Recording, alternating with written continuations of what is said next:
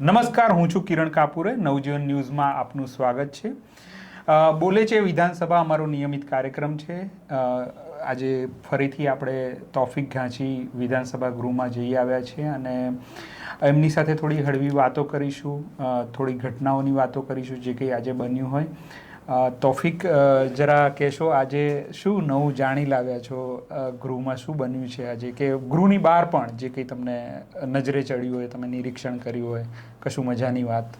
એક લાંબો સમયથી ચર્ચા ચાલી રહી છે કે ભાઈ મંત્રી મંડળ છે, બરાબર છે, તે નવું બનશે, કેટલાક કપાશે, કેટલાક નવા આવશે. ઘણા સત્તા પક્ષના ધારાસભ્યો છે, બરાબર, તે પણ ઈચ્છા સ્વાભાવિક છે કે ધરાવે કે ભાઈ કે અમે આ મામલે મંત્રી બનીએ, રાજ્ય કક્ષાના, કેબિનેટ કક્ષાના. તો હું ઘણા દિવસથી ફરતો રહેતો હોઉં છું, ધારાસભ્યોને પણ મળતો રહેતો હોઉં છું. તો એક ધારાસભ્ય મળ્યા, આજે ઓળખીએ છીએ અમે એકબીજાને, કેમ છો, શું છે, મજામાં છો, વાતચીત થઈ. પછી મેં કીધું આ ભાઈ મંત્રીમંડળનું બધું ચાલી રહ્યું છે માર્કેટમાં, છે શું આમાં એમ? તો મેં તો થશે કે નહીં થાય, મેં કીધું કે પછી મેં તો નાની નાની જ ચાલે રાખશે. મેં તો આમાં તો રોજ શું હોય કે દરેક ધારાસભ્યને આપણે પૂછે કે ભાઈ અમને કંઈ ખબર નથી, કે અમારા કરતાં તમને ખબર છે. એટલે આ બધી વાત અનઓફિશિયલી ચાલી રહી છે. કોઈ આ તો કેવું હોય, હા, ખાલી વાતો ફરે છે, વાતો ફરે ને ધારાસભ્ય જ વાતો ફેરવતા હોય. અચ્છા, ઓકે. તો કે હા, કે ભાઈ એ ધારાસભ્ય એટલું કન્ફર્મેશન કર્યું કે ભાઈ હા ભાઈ કન્ફર્મ છે, વિસ્તરણ થશે, નવા મંત્રી આવશે, કેટલાક જશે. મેં તો ક્યારે એમ? એટલે સત્ર પછી બની શકે, કે સત્ર પછી કોઈ પણ સમયે થાય ખરી ને ના પણ થાય. પણ મેં તો કોણ બનશે? મેં તો તમારો કોઈ ચાન્સીસ છે કે નથી? તો કે ભાઈ એ તો એવી વસ્તુ છે કે બે જ જણને ખબર છે. આરી બીજાને તો કે કોઈને, એટલે કે મારું કેવી રીતે કહી શકું? અચ્છા, બે જ કેવા માણસ એટલે જે બે વ્યક્તિઓની વાત થાય છે, તો એમણે અહીંયાના કોઈના વિશ્વાસમાં જ નહીં લીધા. આ તો ધારાસભ્યને પૂછું, હું મને મળે, ઘણા ભાજપના ધારાસભ્યો અમે મળીએ, વાતચીત કરીએ, ઘણી વાતો થાય. તો પૂછું, ગમે ત્યારે પૂછું ને કે ભાઈ મેં તો શું છે સ્થિતિ. એટલે હવે પેલું જનરલ કેવું છે કે અત્યારે ભાઈ કે ભાઈ જે ધારાસભ્યનું નામ ચાલે એનું નામ કપાઈ જાય. એટલે કોઈ પોતાનું નામ ચાલવા જ ના દે. એટલે હું જ્યારે પૂછું કે ના હું તો રેસમાં નહીં, મને તો કે ટિકિટ મળી ધારાસભ્યની, કે એ જ સારું છે એમ, કે હું તો ધારાસભ્ય નહીં કે અત્યારે. એટલે અત્યારે આ એવી વાત છે કે ભાઈ ધારાસભ્યનું આ વિધાનસભાના સત્ર પછી બની શકે કે ભાઈ મંત્રીમંડળમાં કે ફેરફારો આવી શકે. અને હવે એ જે ધારાસભ્યનું મળ્યો હતો એમનો નંબર લાગે છે કે નહીં, એ તો જે એમણે કહ્યું કે બે જ જણને ખબર. પણ તમે આટલા વખતથી જાઓ છો તો તમે આમ ચહેરો જોઈને નક્કી ના કરી શકો કે એ શેની ઇંતજારીમાં છે, કાં તો એમનો નંબર લાગશે ના લાગે? હવે ધારાસભ્ય એટલે અમને જે એકદમ જતા નથી, એમને તો આવા સવાલ બહુ બેઝિક થાય. દરેક વ્યક્તિને દરેક એ મલકાતા હોય આમ, અને ખબર પડી જાય કે હા આમનો નંબર ક્યાંકથી. પણ અત્યારે સ્થિતિ એવી છે કે ભાઈ જે સત્તામાં હોય એ દરેક ધારાસભ્ય, ભલે દેશીમાં દેશી માણસ ફરી ખાતો હોય, એ કપડાં દેશી પહેરીને ફરે, વિધાનસભામાં ફરે કે રોજિંદા, એ ધારાસભ્ય આપણને એમ લાગે કે ભાઈ આ ધારાસભ્ય છે એ સાદગીથી રહે છે. સાદગી, સાદગી, દેશી એટલે સાદગી, અમારે મેહાણી ભાષામાં દેશી ભાષા, કે ભાઈ દેશી માણસ એમ. તો કે ભાઈ સાદગી વાળા માણસ, કે ભાઈ નોર્મલ રીતે હરે ફરે. પરંતુ એવો કયો વ્યક્તિ હોય કે જેને મંત્રી બનવું ન ગમે? એ તો બધાની આકાંક્ષા હોય કે ભાઈ એને સ્ટાફ મળે, જાહો જલાલી મળે, એમના ફોટા વિડીયો ફરતા થાય, માનનીય મંત્રી શ્રી કે બરાબર સલામી ઝીલવા મળે, એવું કોને ના ગમે?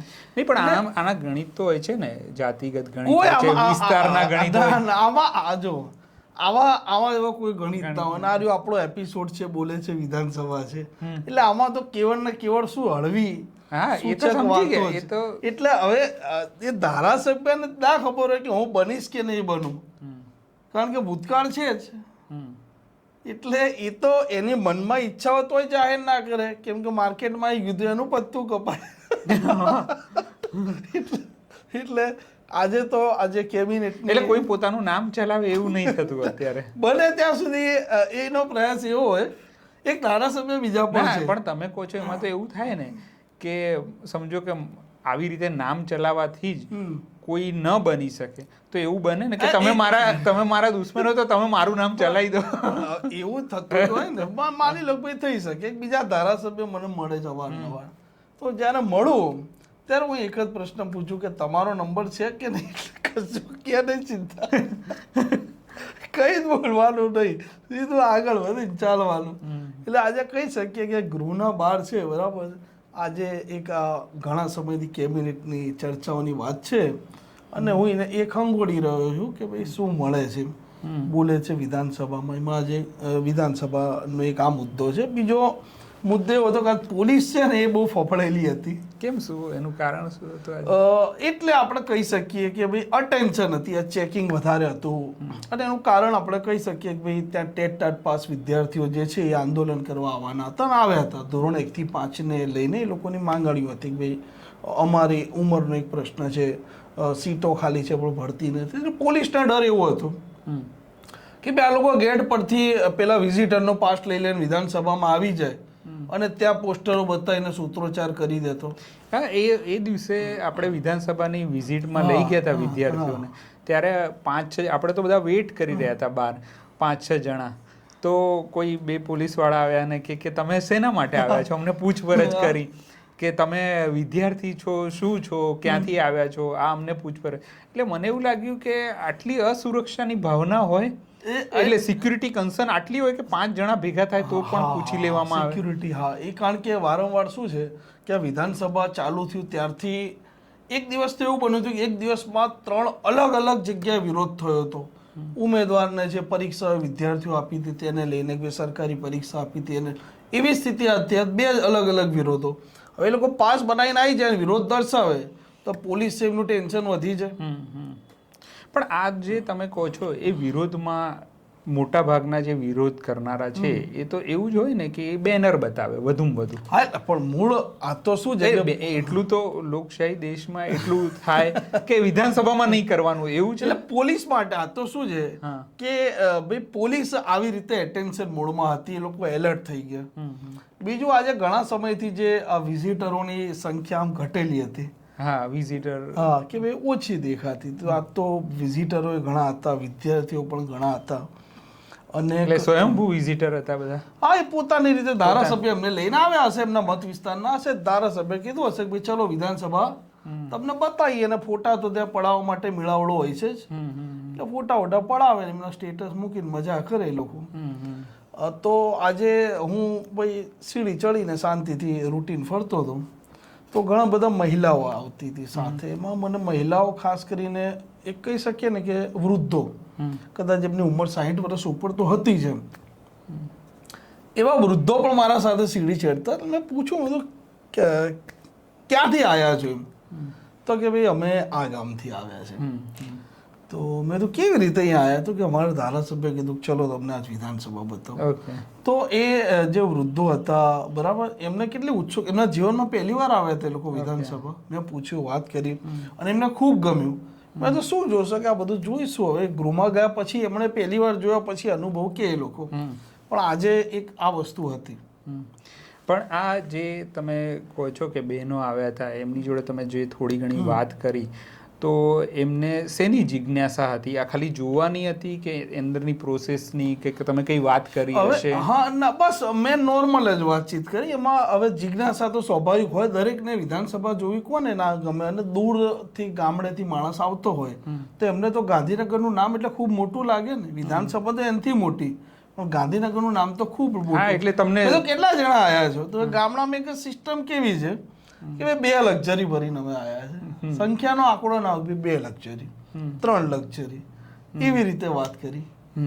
પછી આ જે કોઈ લોકો આવતા હોય એમને ત્યાં મુખ્યમંત્રી જોવા મળે, બધા મંત્રીઓ બેઠા હોય એ જોવા મળે. જરૂરથી ગૃહમાં જાય તે લોકોને જોવા મળે જ ને, મજા આવે એમને તો કે ભાઈ આ જે નેતાઓને એ લોકો ટીવી પર જોતા હોય, રાજ્યના મુખ્યમંત્રી હોય, મંત્રી હોય, અને એ લોકોને રૂબરૂ જોવાનો મોકો મળે તો એક લાવો જ છે ને, લાવો તો છે જ ને.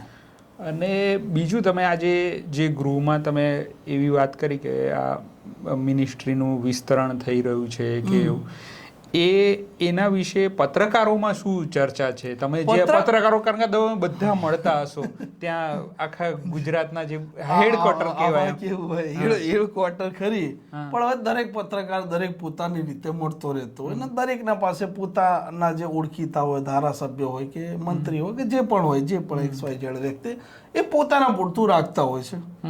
આ તો શું છે કે આપણો જે એપિસોડ છે બોલે છે વિધાનસભા હળવો છે, એટલે આપણે એ બધામાં એટલું ઊંડાણમાં કે આપણે એ સમાચાર ફોર્મેટમાં નથી જવું, પણ દરેકને પોતાની રીતે પડીકા આવતા જ રહેતા હોય છે. હા, એટલે હું આ પડીકાની જ વાત કરું. એટલે આમાં કેવું છે કે આપણે તો પડીકું જ ગણવાનું. તમારે ધારાસભ્ય સાથે પણ વાત થાય પડીકું, કારણ કે બે જ વ્યક્તિ જાણે છે બનશે કે નહીં બનશે, કોણ બનાવશે, એ તો હવે સમય જ ખબર પડે ને. અને તમે આ જ્યારે કોઈ સમજો કે તમે ત્યાં મુલાકાતીને મળતા હશો આટલા દિવસો દરમિયાન, તો એમને એવું કંઈ એટલે આ જનરલ ફિલિંગ એક એમની આ જોઈને કે એ લોકો કશું હળવી મજાક કરતા હોય, તમે કહેતા હોય કે ભાઈ આ તો હવે ઠીક છે અમે અહીંયા આવ્યા છીએ, એટલે ઘણીવાર તો એવું પણ થાય કે ભાઈ તમને બતાવવા લાયા છે, પણ આપણા ત્યાં હવે એવું છે કે ભાઈ લોકશાહી પદ્ધતિમાં કોઈક ને કોઈક રીતે આપણી ભાગીદારી ઓછી થઈ રહી છે. એટલે જો મુલાકાતીઓને તો કેવું હોય કે ભાઈ વિદ્યાર્થીઓ કે એમને કે બસ ગમ્યું, ફોટા પાડે, મજા કરે. બરોબર. એટલે આ વિધાનસભા બહારની વાતો પછી આજે ગૃહમાં પણ ઘણું બધું હોલ્ડો ને ઉપાડો મચ્યો હતો. અચ્છા, એ થોડુંક એમાં કઈ હળવી તો કંઈક તો વાત હશે એવી. આજે ભાઈ ગૃહમાં એક હળવી આમ કહી શકીએ કે હળવી ફૂલ વાતો તો કે એક ધારાસભ્ય ઊભા થાય છે કે ભાઈ હું પહેલે સામેની પાટલી હતો, બરાબર છે, કોંગ્રેસમાં એ ટાઈમે હું સરકારની ટીકા કરતો હતો, પછી અત્યારે હું સરકારના એ ધારાસભ્ય બની ગયા છે, એટલે કે હું આ ટાઈપની ભાઈ સરકાર પક્ષની આ વાત કરે છે કે ભાઈ યુનિવર્સિટીઓ જે હતી તેમના વિસ્તારોની યુનિવર્સિટીઓને કે ભાઈ હેરિટેજનો એક દરજ્જો મળે ને એને લઈને ધારાસભ્યો જે હતા કે ધારાસભ્ય પોતાની વાત મૂકતા હતા કે ભાઈ અમારી જે યુનિવર્સિટી છે તેને હેરિટેજનો દરજ્જો મળે. પછી બીજો આજે જે કહી શકીએ કે સૌથી મહત્વનો જે મુદ્દો આપણે માની શકીએ, અધ્યક્ષ અને ધારાસભ્ય એને લઈને થોડો હોબાળો થઈ ગયો કહી શકીએ. હોબાળો એટલે થોડી સામસામે વાત અધ્યક્ષ ને ધારાસભ્ય વચ્ચે. એમાં થયું એવું કે ભાઈ વિધાનસભાના જે નિયમ છે ગૃહના નિયમ મુજબ કે તમે અંદર ફોટા વિડીયો કેવું તો નથી જ પાડી શકતા, ધારાસભ્ય પણ ના કરી શકે, પરંતુ કોઈ પણ ના કરી શકે, અંદર તમે કઈ જ ના કરી શકો. મોબાઈલ લઈ જવો ધારાસભ્ય ને એ લોકોને એલાઉડ છે, પણ એકબીજાના ફોટો વિડીયો એવું ના કરી શકે. અધ્યક્ષની મંજૂરી જરૂરી છે. તો એ લોકો જ્યારે વાતચીત કરતા હોય તો વિધાનસભાનું જે અંદર ગૃહમાં જે હાઉસમાં કામગીરી ચાલે છે એનું સંપૂર્ણ રેકોર્ડિંગ થાય. હા, રેકોર્ડિંગ થાય, પણ એ વિડીયો કોઈને ના મળે સિવાય અધ્યક્ષ જેને મંજૂરી આપે એને, જે ધારાસભ્યો છે એમને જેને મંજૂરી આપે એમને વિડીયો મળે. તો થયું તું અધ્યક્ષના ધ્યાને વાત આવી હશે કે ભાઈ અમુક ધારાસભ્ય એવા છે કે જ્યારે એ લોકો અંદર એમના વિસ્તારનો કોઈ પ્રશ્નને લઈને વાત કરતા હશે કે પછી એમને બોલવાનો મોકો મળ્યો હશે, પૂરક માંગણી હોય કે ભાઈ રાજ્યપાલને જે પ્રવચન હતું એને લઈને હોય, તો એનું રેકોર્ડિંગ એ લોકોએ કર્યું હશે ગૃહમાં નહીં, બહાર ટીવીમાંથી. અને એ રેકોર્ડિંગ એ લોકોએ એ ધારાસભ્યોએ એમના સોશિયલ મીડિયા એકાઉન્ટમાં મૂક્યું હતું. અચ્છા. એટલે અધ્યક્ષ એ આ મામલે ગંભીર નોંધ લીધી અને એમણે તાત્કાલિક સૂચના આપી કે ભાઈ મારો આદેશ છે ધારાસભ્યોનું નામ ના બોલે. અચ્છા. પરંતુ કે ભાઈ મારો આદેશ છે કે ભાઈ આ ધારાસભ્ય નામ ન બોલે એટલે મતલબ કે ભાજપના ધારાસભ્ય ના એવું અધ્યક્ષ માટે તો કોંગ્રેસ ભાજપ કે આમ આદમી પાર્ટી ના હોય ને, એમાં એવું તો ના હોય, એવું તો કંઈ હોય નહીં અધ્યક્ષ માટે.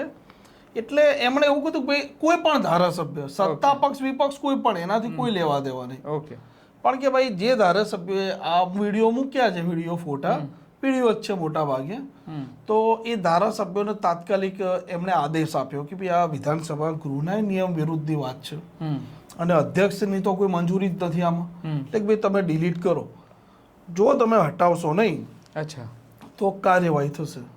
અચ્છા, ઓકે. અને અધ્યક્ષ ગમે તે કાર્યવાહી કરી શકે. અધ્યક્ષ એટલે રાજા વિધાનસભાના. એ કોઈ એમના પાસે દરેક સત્તા છે, એ કોઈ પણ પ્રકારનો નિર્ણય લઈ શકે છે.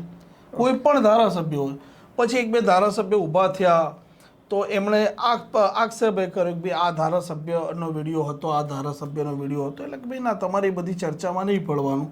એટલે એક બે ધારાસભ્યોના સાથે આ રીતની વાતચીત થઈ. અધ્યક્ષને થોડી એ થયું કે ભાઈ મારો જે ઓર્ડર છે એટલે અધ્યક્ષ એટલે પછી એમાં કોઈ દલીલ ના થાય.